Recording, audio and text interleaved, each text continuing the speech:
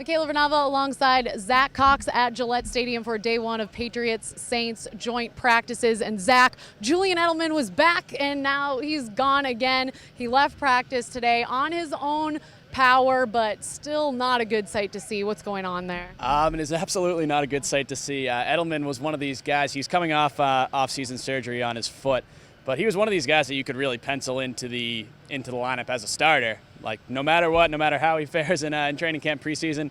And yeah, it's obviously not a good thing to see. We don't know too many details yet about the exact nature of his injury, but we did see him. He threw his helmet. He really seemed kind of frustrated about it. We saw him tending to his left leg, left ankle, foot region.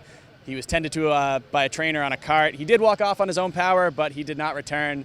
Again, no real clarity on what exactly it is, but it's obviously not good for the Patriots. Yeah, not good for Jimmy Garoppolo to not be able to practice getting those reps out there with him. But then also on the other side of the ball, Rob Ninkovich also went out on his own power, but he was limping off. What's the level of concern with Ninkovich's situation? Well, Ninkovich is the same kind of player as Julian Edelman. I mean, he's a veteran. He's been here forever. He's one of the best players on this New England defense, a leader. We have even less clarity about his situation. Nobody really seemed to see how he suffered his injury or even really what exactly his injury was. He walked off pretty early in practice, accompanied by a team trainer.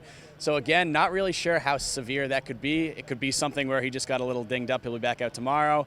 But, I mean, again, he's the same kind of situation. If you lose him, that's a very serious blow to this New England defense. Yeah, hypothetically, if it is something serious. Now, they're without Chandler Jones. They do, of course, have Jabal Sheard, and they brought in Chris Long. But what's the Patriots defense looking like without him? How do you see them faring if he's out even a few games? I mean, it's still pretty strong. I think this is one of the better Patriots defenses that we've seen in a very long time, maybe even one of the best of Bill Belichick's tenure.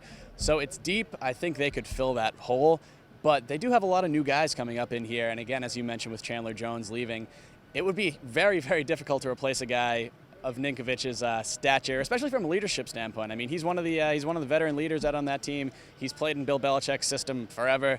And he's a guy that you cannot, I won't say you can't afford to lose, but it would be a sizable blow if they do lose him for any significant period of time. Well, to everyone in New England, with your fingers crossed for both Edelman and Ninkovich, we'll keep you up to date as we hear more news, so make sure to keep it on NESN.com.